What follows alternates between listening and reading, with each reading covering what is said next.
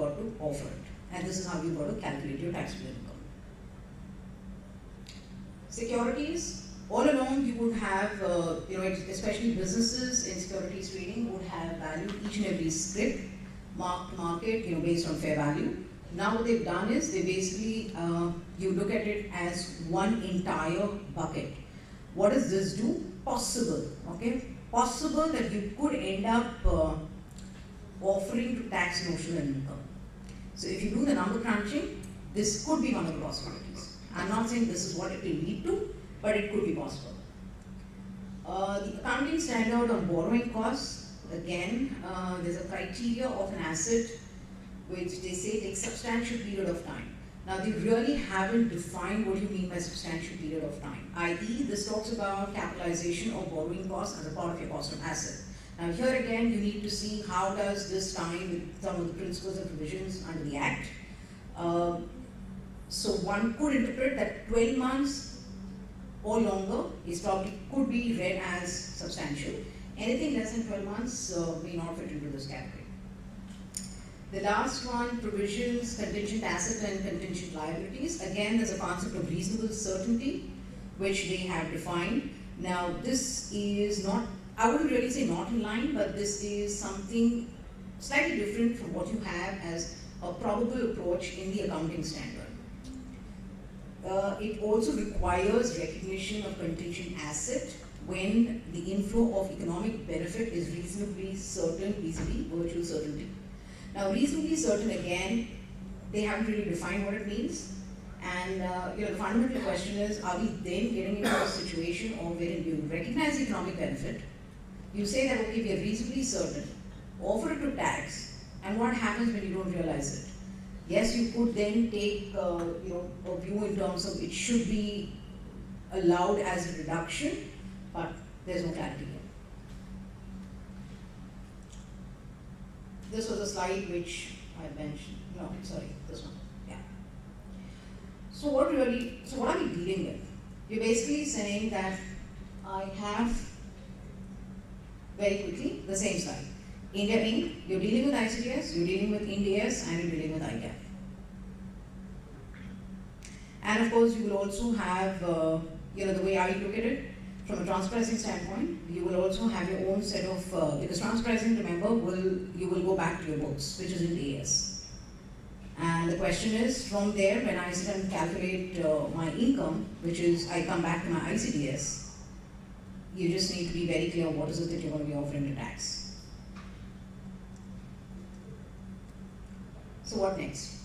As I said, impact assessment. I think this is very critical because then you know really what is the problems that you have to deal with or what you're required to deal with. Provide clarity, and then you provide clarity on the system and process changes required to implement these ICDs. Because imagine a conglomerate sitting where you have a head office and some 50 different subsidiaries or 50 different branches. How are you going to really sit and implement all of this, right? So you have to have your systems in place and you have to have your controls in place, which essentially will help in implementing the ICDS. Thank you. Thank you so much. I must say that you have done a wonderful job. And if one can talk about whether the life has become easy or life has become difficult, I can say only one thing. My reading of the tax accounting standard, which is nowadays called ICDS, was that anything which is there in our accounting standard which may deter or defer the revenue from the Government of India perspective has now been changed to a manner that the revenue is first grabbed, and then you think of doing what you have to do. And a gentleman called Mr. P.R. Ramesh, who was the standard setter at once upon a time, who retired as a Deloitte chairman, a good friend of mine, he was telling me that in India, as the given standard and auditors being prisoners of standard, you cannot ever book deferred tax asset sitting in Indian accounting standard. But now our ICDS has allowed you go for your reasonable certainty for this and to think for virtual certainty later. So there is a huge contradiction coming up. If you are more interested to know what is tax accounting standard from the perspective of the setter. Jamil was one of the members, and he came in a television program with me. I was the industry person, and Vishal was talking from the tax perspective. I would urge upon you go to YouTube, and what Rajeshri has spoken, you will get a further dimension. I didn't give her much of time, so you can get further dimension and further perspectives of the standards. So let's open the question answer session. But being a chairperson and a student of accounting and finance, I cannot but stop myself to ask one each question to each one of you. Puneet, to start with you. The other day we were debating in our business school. For a moment, let us assume that for 1 minute, the international fund is not there in the Indian capital market and debt market. What happens? And people say that it's the doomsday for India. We thought that with the provisions which have been made for permanent establishment, etc., POEM and the SEG issues and the other issues which EIF and safe harbor clauses, etc., which we thought it would be giving us a better proposition. But as you are giving us that the fine prints are really fine and really create a havoc issue, I request you to elaborate that point. And just immediately also, just one more point, Puneet, if you can talk to us. You know, 115 GB, which deals with the MAT, it tells us that you have to first pay tax as the books of accounts written and profit of before tax calculated as per the Companies Act. Now, India is being recognized in the Companies Act as the item, in the companies which will be recognized based on the intent which has been disclosed. Then 115 JB will be having two ways of calculating. One is the old accounting standard, which will be prevalent for certain companies, and the new accounting standard in this for certain companies. Can you just throw some light on these two issues? So first question, clearly, I think a very, very valid question. It's not a tax question at all. It is a question which relates to Indian economy. And when you say international funds or local funds, it's a $100 billion industry in that sense. If you look at the private equity funds, if you look at FIIs, if you look at domestic funds, mutual funds for that matter. And to my mind, other than mutual fund industry, which is a bit stabilized in terms of the tax treatment, tax pass-through and tax exemption, the other industries have really struggled in terms of getting a tax clarity, forget benefit. And that's what I touched upon. And the budget did make a very honest attempt, to my mind, to clarify some of those questions, but to my mind they are completely messed up and actually created more problem, because if you now do not fall within those safe harbor rules or within those whatever provisions, now it will be presumed that you are taxable. Earlier there was a debate, now it is very certain that if you do not fall within this, it will be taxable. So I think it has created a problem, to my mind. Whether it's for the local funds in terms of TDS, including on exempted incomes, overseas funds, safe harbor rules, which are of no use to any overseas funds, and FIIs, MAT being applicable to FIIs. So these three put together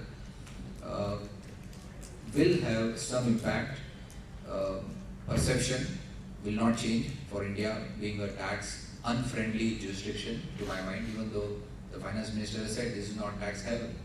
So how can you expect? Yes, he said that. So, but that doesn't mean that you have a tax terrorism as well, right? So that's a limited point. So I think it will have a negative impact. There are some cases where there is no choice but to invest in India, and that would continue. But I don't think it will send the right signals, to my mind. So that's one. I know the second part, I haven't applied my mind to what you're saying, but I think the Income Tax Act will consider the amended, the 115JB will consider the amended provisions of Ind AS versus Companies Act and will provide some guidance. I don't think there can be two computations under 115JB, one under Ind AS and one under Indian GAAP. Then it's just not possible. No, it's not possible. I mean, there could be the multiple it's absolutely insane in that sense. So there will be some guidance coming on that as well. Yeah. Thank you so much. And I must say that Puneet, we will be receiving lots of literature from KPMG, which we continue to receive as slides. So and that will help us in going forward. Coming to Rajashree, this particular standard is originally in 2012 we thought it would be nightmarish. Now it has become a little more nightmarish from the perspective of an accountant, me being an accountant for 34 years in corporate, though now I'm in business school. The issue is, there is a word called disclosure. Now tell me, so far as computation is concerned, one would have dealt with the tax audit and tax filing, post your books of accounts written and the audited financial statements taken, would have done the changes and then calculate the ICTS based taxable profit and do deal with it. But the disclosure issue has come. Is it the intended disclosure that some of the disclosure will come in your financial statement? Point one. Point two, you know, when we do a transition management from one gap to the other gap, what we do, we find out the gap differences, pass a journal voucher, take a trial balance of that journal voucher, do a stitching of the native gap and the new gap difference journal voucher, find out the new trial balance, and then prepare the income statement and financial statement, other financial statements. Now coming to dealing with these standard related differences which will come between the gap and the ICTS, do we have to prepare this kind of another set of pseudo books of accounts post trial balance level for satisfying the tax officer, that is the assessment officer, or memorandum calculation sheets would be sufficient? Because our clients and corporates would like to know that how do I at the end of the day satisfy the AO? Where it goes on record that we have skillfully, gainfully for the government calculated the differences and applied to our book profits so that we have the ICTS.